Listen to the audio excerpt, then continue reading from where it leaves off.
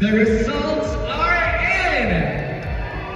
And all the candidates were exceptional in the last round, but only 7 will continue to the next round.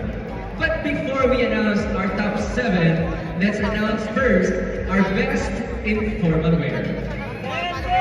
Who do you think is our best informal wear?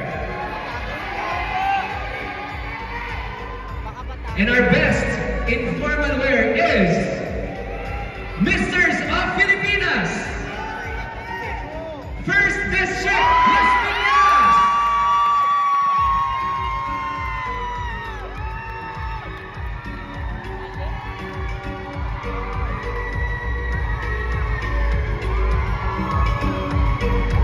Alright, so we all announced our special awards. Now, this time, it is time to announce our final 7. The judges casted their votes, and in random order, we will be announcing our final 7. Who's your best? Final 7 Energy! energy! Our first finalist is Mr. South Filipinas, Cebu Province!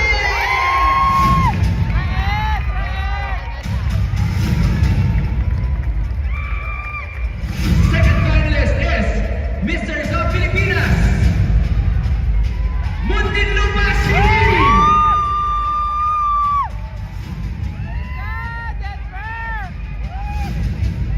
You made it, Mr. South Filipinas, First District, Las Piñas!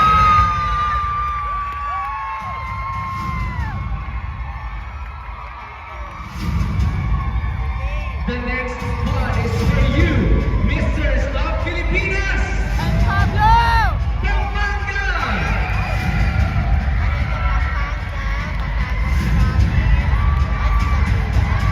The next spot is for you, Mr. South Filipinas, Cebu City!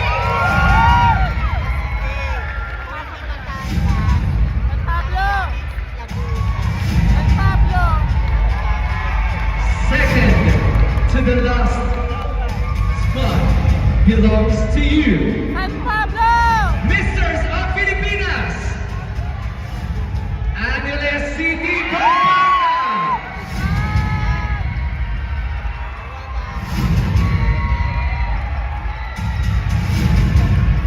One last spot remains. Who do you want the 7th spot to go to?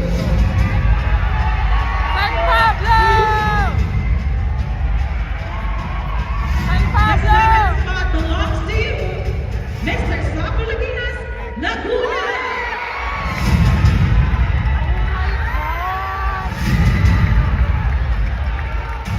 Ladies and gentlemen, our Mr. South Filipinas 2024 Final 7. Let's give them a big round of applause, everyone!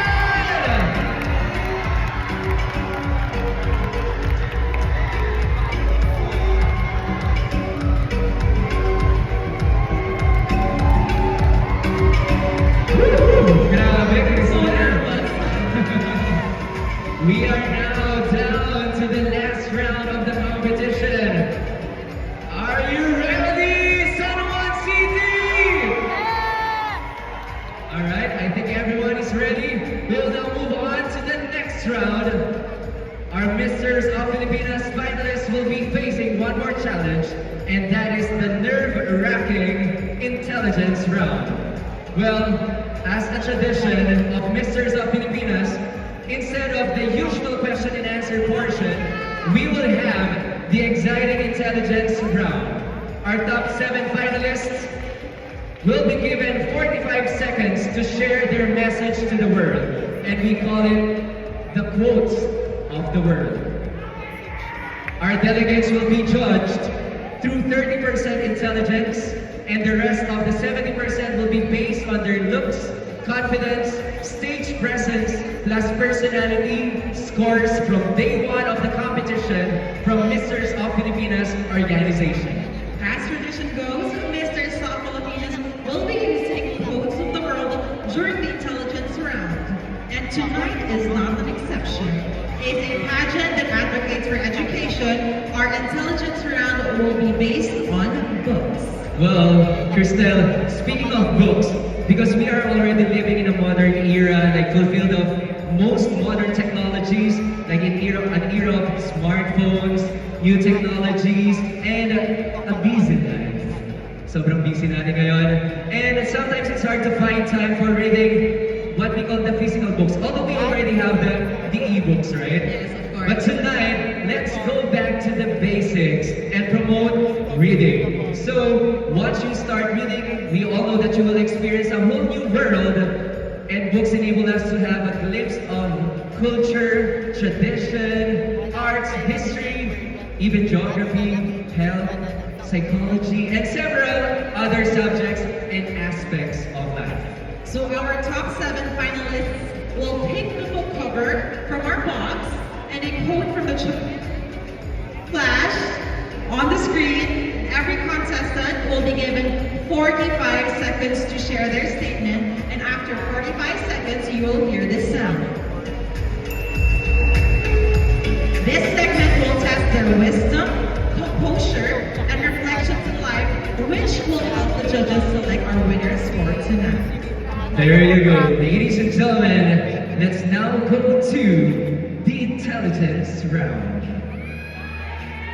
So, misters, in random order, here are our book titles.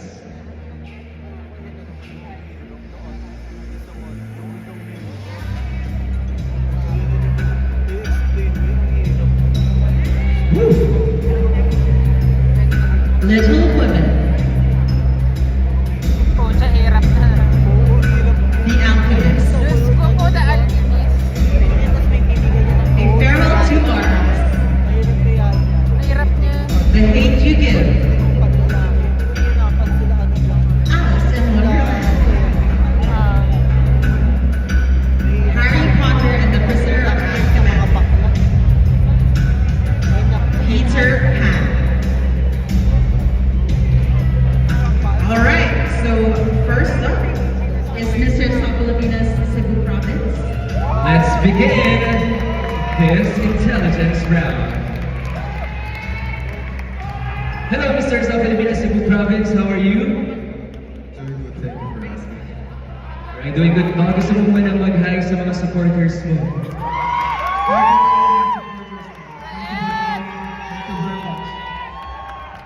You may now choose Alright. from the box from a very pretty lady.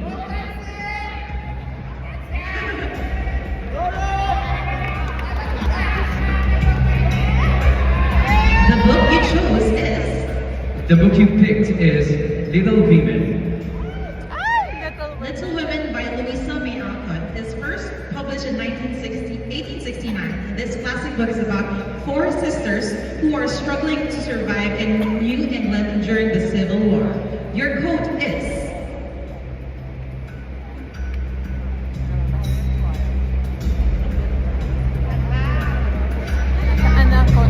I am not afraid of storms, for I am learning how to sail my ship. Once again, I am not afraid of storms, for I am learning how to sail my ship. I can relate a lot to this quote during my journey.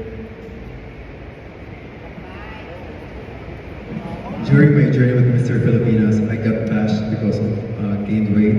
I was body shamed, and also my dad passed away, so I had a lot of challenges in my life during the competition. However, I told myself I need to be strong, face the challenges, and keep going, because in life we have to keep going, because if we keep going, and when we keep going, we can achieve what we really want in our lives, and that's what life is about. Thank you so much. Very well, Mr. Filipinas, Cebu Province. Now let's go on the next top 7 finalists. Mr. Filipinas, Muntinlupa City. Again, let's invite our beautiful lady carrying our Mr. Filipinas box. Let's spread the scene.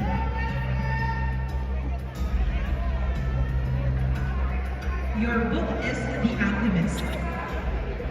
The Alchemist is a powerful and inspirational story full of wisdom about a boy named Santiago who travels to Egypt from Spain in search of a treasure buried near the pyramids.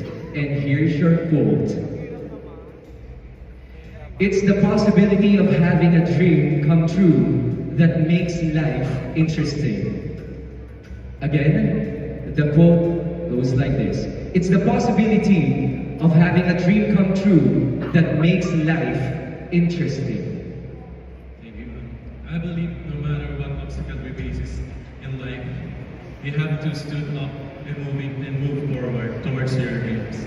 Because I believe if you believe in yourself, you can achieve what you want in life. Thank you. Very good. Thank you so much, Mr. Filipinas, Muntinlupa City. Next up is Mr. Filipinas, First District, Piñas. How are you feeling? This is my first pageant. I'm feeling very happy to be here. All right, kindly pick your book. And the book is entitled The Hate You Give. This is by Camas, a debut novel, and was published in 2017. The book was inspired by the Black Lives Matter movement. Your quote is, brave doesn't mean you're not scared. It means you go on even though you're scared. Once again, brave doesn't mean you're not scared. It means you go on even though you're scared. Thank you. I agree on this quote that we should keep moving forward even though that we are scared. Because in life, people choose to do the things that they think they can. But I just hope that everyone here gives their best in everything that they do. And stop having fears that holds them back. That's all, and thank you. Sometimes our fears hold us back from achieving the dreams in our lives. Thank you so much, First District. For the next Mr. Filipinas, we have Mr. Filipinas, Pampanga.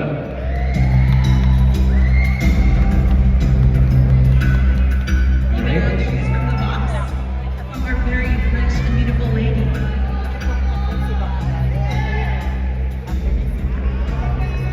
Your book is from Peter Pan. Peter Pan is a fictional character created by Scottish novelist and playwright J.M. Barrie. Peter Pan spends his never-ending childhood having adventures on the mythical island of Neverland. And your quote is, just think happy thoughts and you'll fly. Again, just think happy thoughts and you'll fly. Iniisip ko muna ito bago ko gawin. Dahil kung ikakabuti ko ba or hindi. Dahil nandito po ako, nangangarap dito sa Mr. sa Pilipinas dahil ito po ang isa kong pangarap na makalaban sa ibang bansa at ipagmalaki ang ating bansa. At ako po ay masaya na nandito po ako sa Mr. sa Pilipinas, na nandito po ako sa inyong harapan. Ako nga po pala si Miko Santos, Mr. sa Pilipinas, Pampanga. Thank you. There you go, Mr. Filipinas, Pampanga. Next up is Mr. Filipinas, Cebu. Please come up on stage. Hi, good evening. Kindly pick your book from this spread. And the title of your book is Farewell to Mars. Is one of the premier American authors of this day, Ernest Hemingway, becoming its first bestseller when it was published. With a famous 47 alternate endings, the New York Times Review in 1929 called it a moving and beautiful book, with its depictions of the horrors of war and the powerful love that can bloom despite them. Your quote goes, the world breaks everyone, and afterward, many are strong at the broken places. Once again, the world breaks everyone, and afterward, many are strong at the broken places. One thing I've learned is that life is challenging and that many people are not granted many opportunities, especially with poverty. I believe that through education, we can be able to push through and grant these opportunities for the youth to creatively think and critically think so that the future may be brighter and one that is sustainable. Thank you. There you have it. Guidicelli, thank you so much. Now let's move on to Misters of Filipinas Alei City, Pampanga. Good evening, and let's have once again. Choose from the box.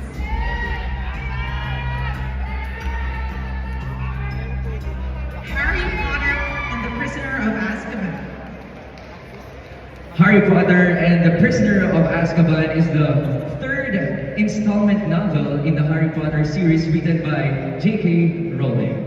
It was first published in 1999. Your quote goes like this: "But you know, happiness can be found even in the darkest times, if one only remembers to turn on the light." Again, "But you know, happiness can be found even in the darkest times, if one only remembers to turn on the light." Magandang gabi po sa inyo lahat. This quote is from Professor Dumbledore, if I can remember. And we choose happiness because this was give us meaning to our life. I'm a breadwinner of my family, and making them happy makes me happy. At a young age, I worked hard to give them a brighter future, at the same time achieving my goals. Example, by joining Misters of Filipinas. And now I can do it simultaneously. I provide for my family. At the same time, I am achieving my dreams. Mabuhay at maraming salamat po. There you go, Misters of Filipinas Alei City, Pampanga. Last but not the least, we have Mr. South Filipinas, Laguna.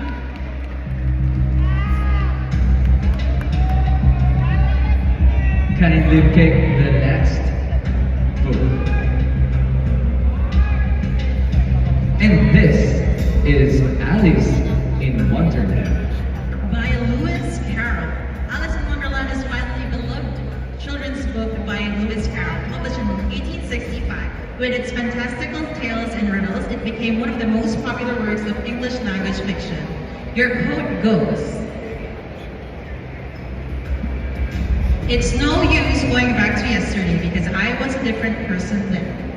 Once again, it's no use going back to yesterday because I was a different person then. I believe this quote for me, yesterday is meaningful for me, and also that everyone has darkness inside. But you know, I am fearless. I conquer all my fears in life, and now I am unstoppable. And now I'm here in front of you to achieve my dreams, and now I am one of them. Thank you. Thank you so much. Thank you so much, Mr. South Filipinas Laguna. And once again, good job, guys. Good job, our top 7, ladies and gentlemen. Can you join me over here, Grisel? All right, closer to me. Now let's give them a big round